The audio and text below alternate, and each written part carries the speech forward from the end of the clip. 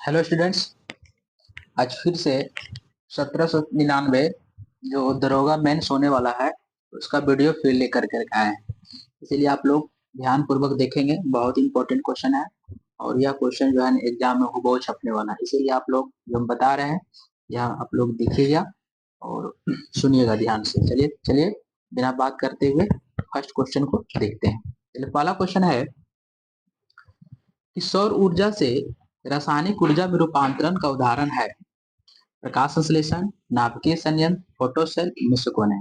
इसका आंसर जो होगा यह होगा प्रकाश संश्लेषण। इसका जो आंसर होगा प्रकाश संश्लेषण होगा। चलिए अगला क्वेश्चन है, भारत में नैनो मिशन की शुरुआत कब हुआ। तो भारत में नैनो मिशन की शुरुआत हुआ था, बताइएगा।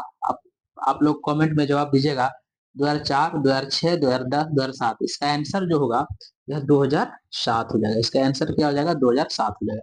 अगला क्वेश्चन देखिए, समुद्र या महासागर में डूबी वस्तु की स्थिति जानने के लिए निम्न से किस यंत्र का प्रयोग किया जाता है। तो समुद्र में कोई भी वस्तु अगर डूबा हुआ होता है तो उसकी स्थिति जानने के लिए किस यंत्र का प्रयोग किया जाता है। चलिए आप लोग जवाब दीजिएगा कमेंट में। चलिए इसका प्रयोग किया जाता है सोनार। सोनार का फुल फॉर्म आप लोग कमेंट में दीजिएगा। सोनार का होता है sound navigation and radio raising होता है। ठीक है, चलिए अगला क्वेश्चन देखिएगा आप लोग। अगला क्वेश्चन देखिए, चलिए अगला क्वेश्चन है, जब प्रकाश के प्राथमिक रंग कौन होता है। लाल होता है, हरा होता है और नीला होता है। कुछ समान अनुपात में मिलाया जाए तो परिणामी रंग कैसा होता है, किस तरह का कलर बन जाएगा। इसका जो आंसर हो जाएगा सफेद हो जाएगा। जब जब सभी रंग को प्राथमिक रंग को मिलाने पर किस रंग का कलर बनता है, तो सफेद बनता है। ठीक है, प्रकृति में कौन सा बल का अस्तित्व प्रत्येक स्थान पर रहता है। प्रकृति में कौन से बल का अस्तित्व प्रत्येक स्थान पर रहता है, आप लोग बताइएगा, कमेंट में जवाब दीजिएगा। इसका आंसर होता है गुरुत्वाकर्षण बल होता है। इसका आंसर जो हो जाएगा गुरुत्वाकर्षण बल हो जाएगा। अगला क्वेश्चन देखिएगा, किस वर्ग के पौधे में पानी और अन्य पदार्थों के संवहन के लिए संवहन ऊतक पाए जाते हैं। बोला किस वर्ग के पौधों में पानी और अन्य पदार्थों के संवहन के लिए संवहन ऊतक पाया जाता है। तो छठा का इसका होगा टेरिडोफाइटा। पौधे को कितने वर्ग में बांटा गया है, तो थैलोफाइटा, ब्रायोफाइटा, टेरिडोफाइटा। जिसका आंसर हो जाएगा टेरिडोफाइटा। अगला क्वेश्चन देखिए, कौन सा स्तनपायी जंतु है जो शिशु को जन्म न देकर अंडे देते हैं। तो इसका होता है, आप लोग जवाब दीजिएगा। इसका होगा एकेडिना होगा प्लेटिपियस। मतलब इसका आंसर हो जाएगा ये भी हो जाएगा और ये भी हो जाएगा। इसीलिए इसका आंसर होगा ए और बी दोनों हो जाएगा। 7 का 4 हो जाएगा। चलिए अगला क्वेश्चन देखिएगा, लाइसोसोम आत्महत्या की थैली क्यों कहा जाता है। लाइसोसोम जो है आत्महत्या का थैली क्यों कहा जाता है, तो इसका आंसर जल अपघटक एंजाइम है। लाइसोसोम जो है आत्महत्या की थैली क्यों कहा जाता है, जल अपघटक एंजाइम है। इसका आंसर क्या हो जाएगा, जल अपघटक एंजाइम है। इसका आंसर डी हो जाएगा। अगला क्वेश्चन, मानव शरीर में मौजूद निम्नलिखित कोशिकाओं में से किसमें माइटोकॉन्ड्रिया नहीं पाया जाता है। तो आरबीसी, डब्ल्यूबीसी, रक्त कोशिका या मांसपेशी, किसमें नहीं पाया जाता है। तो इसका आंसर होगा आरबीसी में, लाल रक्त कणिका में नहीं पाया जाता है। मानव शरीर में मौजूद निम्नलिखित कोशिकाओं किसमें माइटोकॉन्ड्रिया नहीं पाया जाता है, तो आरबीसी में माइटोकॉन्ड्रिया नहीं पाया जाता है। अगला क्वेश्चन है, यूजेनिक्स किसके अध्ययन संबंधित है। यूजेनिक्स जो है किसके अध्ययन संबंधित है, तो आनुवांशिक घटकों में फेरबदल के कारण मनुष्य में हुए परिवर्तन। इसका आंसर हो जाएगा डी हो जाएगा। इसका आंसर क्या हो जाएगा जी, इसका आंसर हो जाएगा आपको डी हो जाएगा। इसका आंसर हो जाएगा आपका डी हो जाएगा, डी। इसका आंसर डी हो जाएगा, समझे। इसका आंसर डी हो जाएगा। चलिए अगला क्वेश्चन देखिएगा, बोल रहा है डाउन सिंड्रोम से ग्रसित व्यक्तियों में निम्न से कौन सा रोग सर्वाधिक होता है। इसमें होता है अल्जाइमर रोग होता है। जो अल्जाइमर जो रोग होता है यह डाउन सिंड्रोम से होता है। अल्जाइमर रोग जो होता है ना, अल्जाइमर अल्जाइमर रोग यह जो होता है डाउन सिंड्रोम से होता है। अल्जाइमर रोग जो होता है डाउन सिंड्रोम से होता है। चलिए अगला क्वेश्चन देखिएगा। अगला क्वेश्चन है, बोल रहा है बोल रहा है कि कार्बोहाइड्रेट, प्रोटीन और वसा का पूर्ण पाचन कहाँ होता है। कार्बोहाइड्रेट, प्रोटीन और वसा का जो पूर्ण पाचन होता है वह होता है छोटी आंत में होता है। कहाँ होता है जी? लेकिन अगर वही पूछेगा, क्वेश्चन पूछेगा कि प्रोटीन का पूर्ण पाचन कहाँ होता है, आमाशय में हो जाएगा। प्रोटीन के बारे में पूछेगा कि प्रोटीन का पाचन कहाँ होता है, अगर प्रोटीन के बारे में रहेगा, प्रोटीन का पाचन कहाँ हो जाएगा, आमाशय में हो जाएगा। ठीक है, इसका आंसर हो जाएगा आमाशय। इसका आंसर क्या हो जाएगा, आमाशय हो जाएगा। अगर प्रोटीन के पूछेगा प्रोटीन का पाचन कहाँ होता है, आमाशय में होता है। कार्बोहाइड्रेट, प्रोटीन और वसा का पूर्ण पाचन कहाँ होता है, तो छोटी आंत में होता है। चलिए अगला क्वेश्चन देखिएगा। अगला क्वेश्चन है, इसका आंसर हो जाएगा आपको छोटी आंत। ठीक है, चलिए। अल्प विकसित अर्थव्यवस्था की सामान्य विशेषता होती है, 13 का 4 हो जाएगा, 13 का 4 हो जाएगा। यानी प्रति व्यक्ति निम्न आय हो जाएगा, पूंजी निर्माण निम्न दर हो जाएगा, और जनसंख्या दबाव, यानी इसका जो आंसर हो जाएगा आपका 13 का 4 हो जाएगा। ठीक, चलिए अगला क्वेश्चन निम्नलिखित में कौन से कारक उत्पादन के कारक नहीं माने जाते, भूमि, तो देखिए तो लाभ नहीं माना जाता होगा, लाभ जो है इसका आंसर हो जाएगा। ठीक है, लाभ नहीं माना जाता। उत्पादन के लिए 3 भूमि होना चाहिए, श्रम होना चाहिए, पूंजी होना चाहिए। ठीक है, चलिए अगला क्वेश्चन देखेंगे हम लोग। 15 नंबर क्वेश्चन है। 15 नंबर क्वेश्चन, निम्नलिखित में किस समिति का संबंध गरीबी मापन से है, से नहीं है, तो सुरेश तेंदुलकर गरीबी मापन से है, और सुरेश तेंदुलकर है, उसके बाद में एस हासिम समिति भी है, और इसका आंसर जो होगा पीजे नायक समिति, पीजे नायक समिति जो है गरीबी मापन से नहीं है। चलिए अगला क्वेश्चन है, conspiracy to kill Rajiv Gandhi नामक पुस्तक के लेखक कौन है, तो 16 का आंसर हो जाएगा आपको के रघुथनम, के रघुथमन, इसका आंसर ये हो जाएगा। अगला क्वेश्चन देखिए, इनमें से गंगा नदी में उत्तर से आकर मिलने वाली नदी कौन है, गंगा नदी उत्तर से आकर मिलने वाली कोसी, बूढ़ी गंडक, बूढ़ी गंडक है, कोसी है और बूढ़ी गंडक है, इसका आंसर डी हो जाएगा। चलिए अगला क्वेश्चन देखिएगा, संयुक्त राष्ट्र प्रत्येक वर्ष किस दिन को अंतर्राष्ट्रीय गुलामी उन्मूलन दिवस मनाया जाता है, बोला है संयुक्त राष्ट्र प्रत्येक वर्ष किस दिन को अंतर्राष्ट्रीय गुलामी उन्मूलन दिवस मनाता है, 18 का 1 हो जाएगा, यानी 2 दिसंबर हो जाएगा। उपन्यास दुर्गेश नंदिनी के लेखक कौन है, तो बंकिम चंद्र चटर्जी है, 19 का 2 हो जाएगा, बंकिम चंद्र चटर्जी हो जाएगा। निम्नलिखित में किसे चालकोलिथिक युग भी कहा जाता है, ताम्र पाषाण युग को चालकोलिथिक युग कहा जाता है, ताम्र पाषाण युग को क्या कहा जाता है, चालकोलिथिक वर्ष कहा जाता है। ठीक है, मौर्य वंश के पश्चात किस वंश का राज स्थापित हुआ था, मौर्य वंश के बाद कौन सा वंश हुआ था स्थापित, इसका आंसर हो जाएगा मौर्य वंश, कौन, शुंग वंश आया था, कौन वंश आया था, तो मौर्य वंश के मौर्य वंश का जो अंतिम शासक था बृहद्रथ, मौर्य वंश का अंतिम शासक जो था वह था बृहद्रथ था। इसकी हत्या जो है इसका सेनापति किया था, इसका सेनापति कौन था, इसका जो है सेनापति था ये पुष्यमित्र शुंग, पुष्यमित्र शुंग कर दिया था। ठीक है, इसीलिए शुंग वंश की स्थापना हुआ। चलिए अगला क्वेश्चन देखेंगे हम लोग। अगला क्वेश्चन देखिएगा, बोला है कि निम्नलिखित में किस सुल्तान से निजामुद्दीन औलिया ने भेंट करने से इनकार कर दिया, निजामुद्दीन औलिया किस सुल्तान से, तो अलाउद्दीन खिलजी, अलाउद्दीन खिलजी, अलाउद्दीन खिलजी बोले थे मेरे घर में 2 दरवाजे हैं, जब एक दरवाजे से अगर आएंगे, निजामुद्दीन औलिया जो है क्या बोले थे, मेरे घर में 2 दरवाजे हैं, जब एक दरवाजे से आएंगे तो हम दूसरा दरवाजे से बाहर निकल जाएंगे।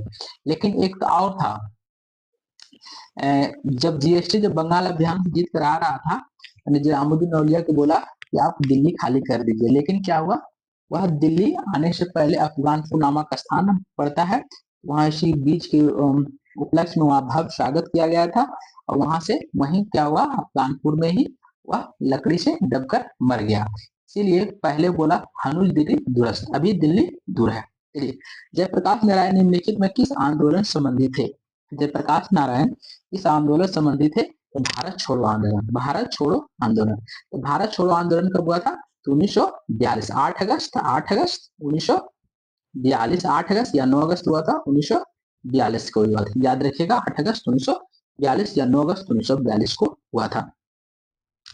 अगला क्वेश्चन है, बोल रहा है कि अशोक के शासन काल में बौद्ध सभा किस नगर में, अशोक अशोक जो हुआ था, पहला जो हुआ था, पहला राजगिरी में हुआ था, उसके बाद में वैशाली में हुआ था, उसके पाटलिपुत्र में हुआ था, तीसरा हुआ, चौथा हुआ था कश्मीर में हुआ था। तो इसका जो आंसर हो जाएगा पाटलिपुत्र, पाटलिपुत्र में हुआ था अशोक। और चौथा जो कनिष्क के शासन जो कश्मीर में हुआ था, पहला हुआ था राजगिरी में हुआ था। चलिए अगला क्वेश्चन है, चलिए अगला क्वेश्चन है, अगला क्वेश्चन देखिएगा। बोला गौतम बुद्ध को एक देवता का स्थान किस राजा के शासन काल में मिला था? तो गौतम बुद्ध को एक राजा का स्थान जो है वह कनिष्क के शासन काल में मिला था। किसके समय मिला था? कनिष्क के शासन काल में मिला था। चलिए अगला क्वेश्चन, निम्नलिखित में किस सिविल सेवा की परीक्षा में प्रवेश की अधिकतम आयु सीमा 21 से घटाकर 19 वर्ष कर दिया था? तो 26 का एक हो जाएगा लॉर्ड लिटन के समय में। चलिए सभी राज्यों के लिए उच्च न्यायालय की व्यवस्था होगी, संविधान किस अनुच्छेद में है? तो 214 में कहा गया। किस में कहा गया है? तो 214 में कहा गया है। बोला कि सभी न्यायालय में एक उच्च न्यायालय की स्थापना होगी, 214 में होगा। चलिए अगला क्वेश्चन है, अगला क्वेश्चन देखिएगा। संविधान सभा द्वारा राष्ट्रमंडल में भारत की सदस्यता का सत्यापन कब हुआ था? तो 28 का आंसर हो जाएगा मई 1949 में हुआ था। कब हुआ था जी? तो मई 1949 में हुआ था। मई 1949 में हुआ था। कब हुआ था? मई 1949 में हुआ था। अगला क्वेश्चन देखिए, भारत में क्षेत्रीय परिषद के संदर्भ में निम्नलिखित में से कौन सा कथन सही है? तो 29 का हो जाएगा सी। परिषदें भारतीय संघ व्यवस्था के उप संघीय सूत्र के रूप में कार्य करती है। दूसरा है, परिषदें भारतीय संघ व्यवस्था में राज्यों के मध्य सहयोग एवं एकीकरण का मार्ग प्रस्तुत करती है। इसका आंसर हो जाएगा 29 का 3 हो जाएगा। इसका आंसर हो जाएगा 1 और 2 दोनों हो जाएगा। चलिए अगला क्वेश्चन देखिएगा। अगला क्वेश्चन है,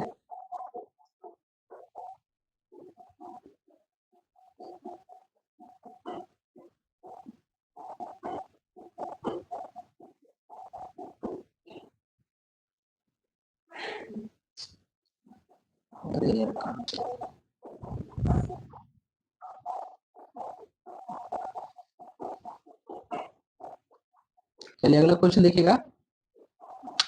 राज्य पुनर्गठन आयोग के अध्यक्ष निम्नलिखित में से कौन थे? राज्य पुनर्गठन आयोग के निम्नलिखित कौन से?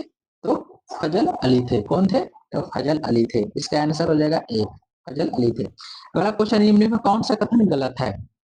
31 का हो जाएगा 4। मंत्रिमंडल सचिवालय का प्रशासनिक प्रमुख प्रधानमंत्री होता है? नहीं, इसका आंसर हो जाएगा 4। इसका आंसर कौन हो जाएगा जी? तो 4 हो जाएगा। इसका आंसर हो जाएगा आपको 4 हो जाएगा। ठीक है, चलिए अगला क्वेश्चन देखिएगा। यहाँ बार बार चल जाता है। चलिए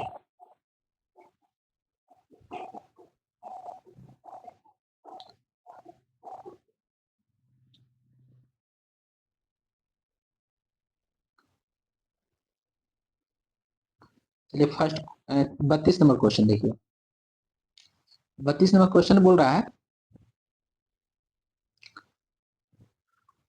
32 नंबर क्वेश्चन है कि वायु के क्षैतिज संचलन के ताप का स्थानांतरण क्या कहलाता है?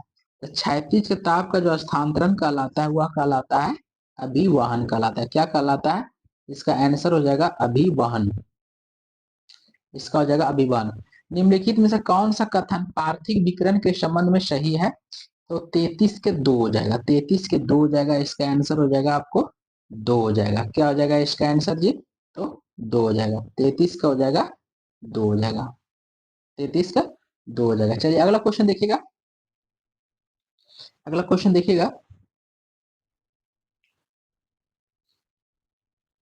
बोल रहा है कि भारत के उष्णकटिबंधीय घास के मैदान किस नाम से जाना जाता है? नहीं सॉरी, अफ्रीका की उष्णकटिबंधीय घास के मैदान किस, अफ्रीका, अफ्रीका के किस नाम से जाना जाता है? तो अफ्रीका का होता है सवाना। उष्ण के घास को मैदान को क्या कहते हैं? तो सवाना कहते हैं। अफ्रीका के उष्ण घास को मैदान को क्या कहते हैं? तो सवाना कहते हैं। ठीक है,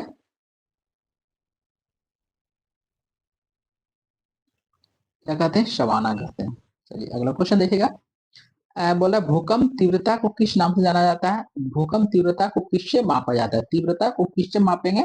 तो रिएक्टर स्केल से मापेंगे। किससे मापेंगे? रिएक्टर स्केल से मापेंगे। अगला क्वेश्चन देखिएगा। बोल रहा है कि भारत महाद्वीपों एवं महासागरों के विवरण से संबंधित महाद्वीपीय विस्थापन सिद्धांत किस वैज्ञानिक के द्वारा प्रतिपादित किया गया है? तो 36 का हो जाएगा 3। Alfred Wegener. कौन किए थे? Alfred Wegener. Alfred Wegener. निम्नलिखित में कौन सा खनिज सामान्यतः आग्नेय तथा रूपांतरित शैलों में पाए जाते हैं तथा इसका उपयोग विद्युत उपकरण बनाने में किया जाता है? 37 का माइका हो जाएगा। बोल रहा है कि निम्नलिखित में कौन सा खनिज सामान्यतः आग्नेय तथा रूपांतरित शैलों में पाए जाते हैं तथा इसका उपयोग विद्युत उपकरण में किया जाता है? माइका का प्रयोग किया जाता है। चलिए, चलवासी पशुचारण पद्धति भारत किन राज्यों में प्रचलित है? चलवासी पशुचरण पद्धति भारत किन राज्यों में प्रचलित है? तो 38 का हो जाएगा इसका आंसर, एक राजस्थान। इसका आंसर जो हो जाएगा राजस्थान हो जाएगा। अल्कोहलिक खमीरन का आखिरी उत्पाद क्या है? इसका आंसर हो जाएगा इथाइल अल्कोहल। इसका आंसर जो हो जाएगा इथाइल अल्कोहल। इसका आंसर क्या हो जाएगा? Ethyl alcohol. हाइड्रोक्लोरिक एसिड कांच की बोतल में नहीं रखा जाता है क्योंकि वह अभिक्रिया करता है। तो 40 का 3 हो जाएगा कांच की सिलिकॉन डाइऑक्साइड से। कांच की सिलिकॉन डाइऑक्साइड, कांच की सिलिकॉन डाइऑक्साइड से। इसका आंसर हो जाएगा सी। चलिए अगला क्वेश्चन देखिएगा। अगला क्वेश्चन देखिए। क्वेश्चन है कि टरबाइन और डायनमो से बिजली प्राप्त करने में किस ऊर्जा को विद्युत ऊर्जा में बदलता है? तो डायनमो यांत्रिक ऊर्जा को क्या करते हैं? विद्युत ऊर्जा में बदलता है। यांत्रिक यानी मैकेनिकल एनर्जी को क्या करते हैं? विद्युत में बदलते हैं। यानी 42 का हो जाएगा आपका सी नंबर आंसर हो जाएगा। 42 का सी नंबर हो जाएगा इसका आंसर। प्रकाश संश्लेषण के दौरान कौन सी गैस आवश्यक है? तो प्रकाश संश्लेषण के लिए इंपॉर्टेंट जो है CO2 है। इंपॉर्टेंट क्या है जी? CO2 होता है। अगला क्वेश्चन देखिएगा। अगला क्वेश्चन है रासायनिक ऊर्जा में कौन सा तेजाब मूल का रासायनिक? तो सल्फ्यूरिक एसिड। सल्फ्यूरिक एसिड कोई तेजाब मूल